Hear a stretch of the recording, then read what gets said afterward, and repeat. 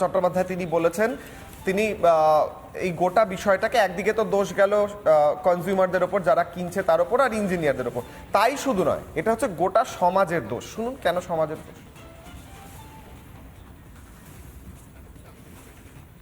দেখছিলাম এটা ইউরোপে না তুরস্কে একটা ঘটনা ঘটেছে, এরকম একটা বাড়ি ভেঙে পড়েছে, বিশাল 60 জনের মৃত্যু হয়েছে। এটা পৃথিবীর সব দেশেই হয়, আমাদের দেশে নতুন কিছু নয়। আমি সিমেন্ট বালি ভুল মেশাচ্ছি, বালি হেরে যাচ্ছে, বাড়ির তলায় সয়েল টেস্ট হলো না, এই যে জিনিসগুলো ঘটছে ম্যান টু ম্যান ভ্যারি করে আর কি। মানুষ একটা মানে অন্যায় লোভের পথে যেভাবে হাঁটছে একটা শ্রেণীর মানুষ, এটা একটা সামাজিক বিপদ বলে আমি মনে করি। কারণ at the cost of the life of the people এই ধরনের ঘটনা ঘটলে তার এগেন্সে কড়া সিদ্ধান্ত নেওয়া দরকার, এবং সেটা দৃষ্টান্ত হয়ে যখন দেখা দেবে তখন নিশ্চিতভাবে আমার অগাধ বিশ্বাস আমার মুখ্যমন্ত্রীর ওপরে, তিনি নিশ্চিতভাবে এখন কড়া সিদ্ধান্ত নেবেন। এটা সামাজিক ব্যাধি, বিদেশে হচ্ছে, অন্য জায়গায় হচ্ছে, তাহলে এখানেও হতে হবে। তাহলে সুদানেও গৃহযুদ্ধ চলছে, তাহলে এখানেও গৃহযুদ্ধ চলতে হবে। ইউক্রেন রাশিয়া যুদ্ধ হচ্ছে, অন্য জায়গায় যা হচ্ছে সেটা এখানেও হওয়াটা সেটা ফেয়ার, এইটা বলছেন কি মন্ত্রী?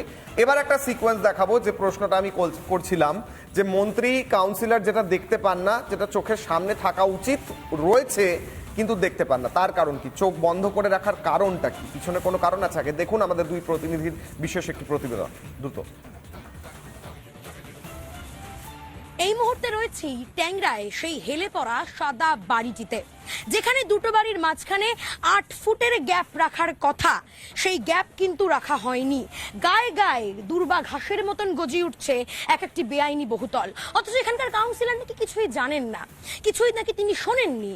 2 থেকে 3 দিন আগে তিনি শুনেছেন যে একটি বাড়ি আরেকটি বাড়ির পাশে হেলে পড়েছে, সেই কারণে বিল্ডিং ডিপার্টমেন্টকে খবর দিয়েই তিনি কিন্তু চুপটি করে বসে রয়েছেন, আর কোনো যথাযথ ব্যবস্থা নেওয়ার প্রয়োজন তিনি বোধ করেননি। আমি এই মুহূর্তে ছবি দেখাবো, যেখানে ছাদে আমরা উঠেছি, সেই ছাদ থেকে পাশের বাড়ি, অর্থাৎ যে বাড়িতে হেলে পড়েছে এই ছাদটি, নতুন ছাদ যেখানে আমরা দেখতে পাচ্ছি এখনো রং হয়নি, সেই বাড়ির সাথে 1 হাতেরও গ্যাপ নেই। এটা হচ্ছে পাশের বাড়ি, আমি এই মুহূর্তে সেখানে রয়েছি, এখানে 1 হাতেরও কিন্তু গ্যাপ নেই। সেই মুহূর্তে আমার সহকর্মী ঐন্দ্রিলা রয়েছে। ঐন্দ্রিলা, আমরা তো জানি যে ছাদের মধ্যে নাকি আমরা একে অপরের সঙ্গে কথা বলতে পারি, হাত ধরতে পারি কি? আমরা হাত ধরছি, আমরা এই মুহূর্তে হাত ধরছি। আমি যেখানে দাঁড়িয়ে রয়েছি সেটি সাদা বাড়ি, নির্মীয়মান বাড়ি। ঐন্দ্রিলা আমার সহকর্মী যেখানে দাঁড়িয়ে রয়েছে সেটি সবুজ বাড়ি। ঐন্দ্রিলা, আমি একটু কথা বলি। অপর বাড়িতে আমরা দাঁড়িয়ে রয়েছি, কথা বলছি আমরা একদমই দুটো বাড়ি পাশাপাশি, হয়তো এটাই সম্ভব। কি করে সম্ভব? আমি একটু দেখাই যারা দর্শকরা দেখছে। আমি রয়েছি একটি বাড়িতে, যে বাড়ির মাথার অংশটা হেলে গিয়েছে, অর্থাৎ যে সবুজ বাড়িটিতে এই মুহূর্তে 13টা পরিবার বসবাস করে।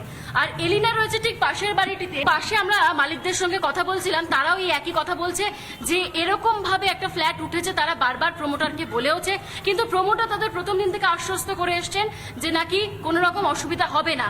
হয়তো দেখো এইরকম একটা ফ্ল্যাট তারাও আশা করেননি, কিন্তু আজকে দাঁড়িয়ে 13টা পরিবার যখন ফ্ল্যাটটা কিনে নিয়েছে, আতঙ্ক তো এখান থেকে গ্রাস করছে। 13টি পরিবারের প্রাণের দায়টা তাহলে কে নেবে? কাউন্সিলর বলছেন এসে যে আমরা দেখার যেটা চিন্তা ভাবনা করেছি আমরা দেখব। তবে তিনি কি বলছেন, আরো একটি বিস্ফোরক কথা, তিনি বলছেন এটা যে আমরা যদি আমাদের লোক পাঠাই, তাহলে কোথায় কি বাড়ি হচ্ছে এটা খুঁজতে পাঠাই, তাহলে বলা হবে তৃণমূলের গুন্ডারা দাদাগিরি করছে। তাহলে কি এইভাবে বিভিন্ন, তার মানে বেআইনি বহুতলগুলো এভাবে ঘাসের মতন গজিয়ে উঠবে। একটু দেখানোর চেষ্টা করবো এইভাবে রাখতে পারছি, কিন্তু এই হাতে হাত ধরাটা কতদিন পর্যন্ত থাকবে বলবো এলিনা। আমি দর্শকদের একটু সঙ্গে নিয়ে যাব। বাড়ির ঠিক মধ্যে কতটা ডিস্টেন্স আপনারা হয়তো এই মুহূর্তে অনেকটাই বুঝতে পেরেছেন। আমি আরো একবার যাওয়ার একটু চেষ্টা করি এবং এই মুহূর্তে একটু দূরত্বটা দেখানোর চেষ্টা করি।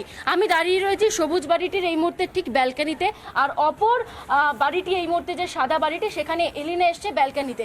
দুটো ব্যালকনি একেবারে পরস্পরের সঙ্গে মাথায় মাথায় জোড়া লেগে গিয়েছে। এরকম ভাবে দিনে দুপুরে যদি ছত্রাকের মতন এরকম ইলিগাল ফ্ল্যাট গড়ে ওঠে সামান্য কয়েকটা টাকা কমের জন্য, তাহলে কিন্তু জীবনের প্রশ্ন থেকেই থাকছে। ভিডিও জার্নালিস্ট পিনাকি নন্দীর সঙ্গে ঐন্দ্রিলা ঘোষী, রিপোর্ট, রিপাবলিক বাংলা, কলকাতা।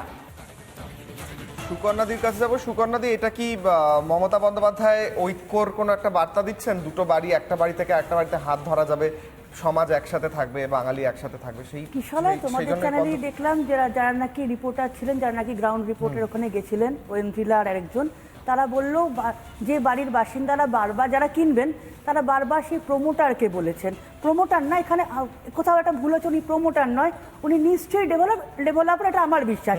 কোনো প্রমোটার যার লাইসেন্স আছে সেরকম ধরনের কাজ করে না। এবার যেটা আমি কথাটা বলছিলাম, এই যে ব্যাপারটা তারা প্রমোটারকে বারবার বলছে, কিন্তু তারা কোনো একটা জায়গায় তারা কোনো কমপ্লেন করেনি, না কাউন্সিলর, না বিল্ডিং ডিপার্টমেন্ট, না কোথাও তারা কোনো রকম কমপ্লেন করেনি যে বাইরে এরকম ধরনের অবস্থা হতে পারে। মানুষের চোখ আছে। কদিন আগে ফিরাদ হাকিম বললেন আমাদের ব্যবস্থা আছে, প্রতি গলিতে আমরা সপ্তাহে একবার করে আমাদের ডিপার্টমেন্টের রিপ্রেজেন্টেটিভ পাঠাই। আমার কাছে সেই বাইট আছে, এই গলিতেও পাঠানোর কথা, প্রত্যেকটা গলিতে যেখানে, হ্যাঁ, কিন্তু তারা দেখতে পাননি চোখে যে দুটো বাড়ির মধ্যে হাত ধরাধরি করা যাচ্ছে, নাকি তারা ঐক্যের বার্তা দিতে চাইছে। ডিপার্টমেন্টের লোকরা যদি অসাধু হয়, সেখানে কাউন্সিলর, প্রতিটা গলিতে যত লোক যাচ্ছে সবাই অসাধু, কাউন্সিলরও অসাধু, সব লোকের কাউন্সিলরের তো যাওয়ার কথা হচ্ছে না, এটা তো কাউন্সিলরের দেখার কথা। যারা যাচ্ছে কাউন্সিলরের কাছে, ডিপার্টমেন্ট একটা করে শুনো, কাউন্সিলরের যে সমস্ত লোকেরা পাঠাচ্ছেন তারা নিশ্চয়ই বিল্ডিং ডিপার্টমেন্ট থেকে যাচ্ছেন, এবং বিল্ডিং ডিপার্টমেন্টের লোকেদের এটা দেখার দায়িত্ব। কেন? তারা খুব ভালো করে ওয়াকিবহাল ব্যাপারগুলো, তারা অভিজ্ঞ, তারা চোখ দিয়ে দেখছেন না কেন, তাদের সেখানে দেখতে কিসের অসুবিধে হচ্ছে, এবং সেটা সম্পূর্ণ ডিপার্টমেন্টের ব্যাপার। ইঞ্জিনিয়ার আছেন, সাব ইঞ্জিনিয়ার আছেন, এক্সিকিউটিভ ইঞ্জিনিয়ার আছেন, তারা কি করছেন এটা মেয়র বা কাউন্সিলরের পক্ষে বোঝা সম্ভব নয়। বাড়ির মেটেরিয়াল কিরকম, বাড়ি কতটা হেলে পড়ছে, বাড়ির সয়েল টেস্ট হয়েছে কিনা, এগুলো কখনোই সম্ভব নয়। আর যেহেতু সিসি পাওয়ার জন্য প্রচুর ডকুমেন্টসের দরকার হয়, এই ডকুমেন্টসগুলো এই ডেভেলপার যারা আছে আনঅথরাইজড কনস্ট্রাকশনে, তারা এই ডকুমেন্টসগুলো আমি লাইভে যাওয়ার আগে সময় কম আছে, এবং কনজিউমাররাও সেই সম্বন্ধে ওয়াকিবহাল নয়। মনিকাঞ্চন দা, দোষ হচ্ছে এই যারা করাপ্টেড অফিশিয়াল, তারা দেখছে না, কিন্তু মন্ত্রী হচ্ছেন শুদ্ধ মানুষ একজন, উনি জানেন না, তাই জন্য আমি যাব লাইভে। তার আগে দ্রুত, চোরের মায়ের বড় গলা, চোখ আছে তো, চোখটা তো আর বিল্ডিং দেখার জন্য নয়, চোখটা হচ্ছে কাটমানির দিকে, চোখ হচ্ছে কাটমানির দিকে, কোথা থেকে কত টাকা আসবে। যদি একটা দুটো বিল্ডিং হতো, যেটা একটা দুটো প্লিজ চিৎকার করে দরকার নেই, জানে এখানে কারা কি। যে বাড়িগুলো যদি একটা দুটো ভেঙে পড়তো, অফিসারদের দোষ হতো। একসাথে সারা পশ্চিম কলকাতা জুড়ে, বিধাননগর জুড়ে একের পর এক হচ্ছে। কামারহাটি কোথায়, চারদিকে হয়েছে, একটা বাড়ি দুটো বাড়ি হলে হতো। এই যে বাড়ি তোমরা রিপাবলিকে দেখালে, আমি নিয়ে গিয়ে বলতে পারি, আমরা তো এলাকায় ঘুরি, হাজারো এরকম বাড়ি রয়েছে যেখানে এক হাতও নেই। দুটো ছবি দেখাবো। সৈকত রয়েছেন, সৈকত রয়েছেন ট্যাংরা থেকে, তুলিকা রয়েছেন বাগুইআটি থেকে। প্রথমেই যাব সৈকতের কাছে। সৈকত, আমরা এখানে আলোচনা করছি, এখানে আমাদের তৃণমূলের প্রতিনিধি রয়েছেন, তৃণমূলের হয়ে যিনি বলছেন, সুকন্যাদিও বলছেন যে এটা দেখা বিল্ডিং ডিপার্টমেন্টের কাজ, কিন্তু কাউন্সিলররা বুঝতে পারছেন না, দেখতে পাচ্ছেন না, কারণ তাদের পক্ষে দেখা সম্ভব নয়। তুমি একবার দেখাও, চোখে কি দেখে বোঝা যাচ্ছে না যে বাড়িগুলো কেমন ভাবে তৈরি হয়েছে, হেলে পড়ছে, কতটা পাশাপাশি রয়েছে, এটা কি চোখে দেখতে অসুবিধা হচ্ছে? কাউন্সিলর কি দেখতে পাচ্ছেন না? একবার দেখাও সৈকত।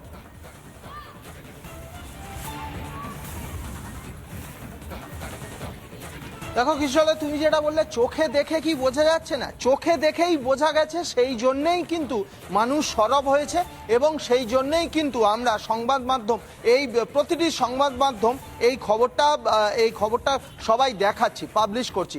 চোখে দেখেই বোঝা যাচ্ছে। এই যে পাশাপাশি দুটি বাড়ি, একটি আন্ডার কনস্ট্রাকশন সাদা রঙের বাড়ি, আর একটি কনস্ট্রাকশন হয়ে গেছে সাদা সবুজ রঙের বাড়ি, এই চোখে দেখেই বোঝা যাচ্ছে। যিনি বলছেন যে কাউন্সিলররা হয়তো দেখতে পাচ্ছেন না, তাহলে হয়তো তারা সত্যিই তাদের কোনো সমস্যা আছে, না হলে তারা দেখেও দেখছেন না।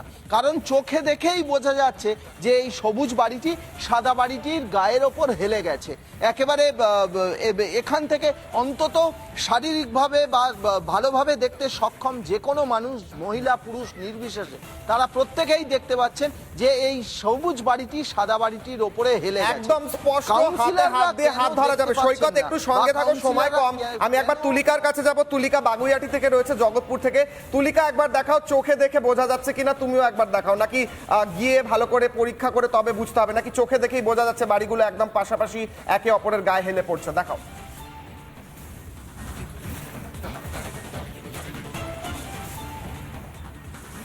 দেখো একেবারে এখানেও কিন্তু চোখে দেখেই বোঝা যাচ্ছে যে বাড়িটি হেলে পড়েছে। আমি একটুখানি সেই ছবিটা বলবো দেখানোর জন্য। এই যে বিল্ডিং তুমি দেখতে পাচ্ছ 3 তলা, সেই বিল্ডিং কিন্তু সামনের দিকে হেলে পড়েছে, একেবারে একটুখানি সামনের দিকে হেলে পড়েছে। এবং আমি যদি মোহিতকে বলবো আর একটুখানি সামনে যাওয়ার জন্য, বিল্ডিং এর মাঝের যে ফাঁক, সেই ফাঁক কিন্তু একেবারেই নেই বললে চলে। অর্থাৎ যে নতুন বিল্ডিং তৈরি হয়েছে সেটা আরো একটি বিল্ডিং, যে সাদা যে ডান দিকের, আমার ডান দিকে যে সাদা বাড়ি রয়েছে সেখানে কিন্তু হেলে পড়েছে। এবং তুমি দেখতে পাচ্ছ এই মুহূর্তে যে ছবি, যেখানে কিন্তু 1 ফুটেরও গ্যাপ নেই, অর্থাৎ 1 হাতেরও গ্যাপ নেই। একটি জানলা খুললে কিন্তু আরেকটি পাশের যে বিল্ডিং রয়েছে সেই বিল্ডিং এ গিয়ে ধাক্কা খাবে। বেশ, সুতরাং একদম এখান তুলিকা থেকে দেখালো পরিষ্কার জানলা যে খুললে পরেও বাড়িটি একটা বিল্ডিং এর জানলা আরেকটা বিল্ডিং এ ধাক্কা খাবে। একটা ছোট্ট বিরতি নেব, বিরতির পর ফিরবো আলোচনায়। দ্রুত যাব দুজনের কাছেই, দ্রুত রিয়াকশন নেব একটা ছোট্ট বিরতির পর। দেখতে থাকো।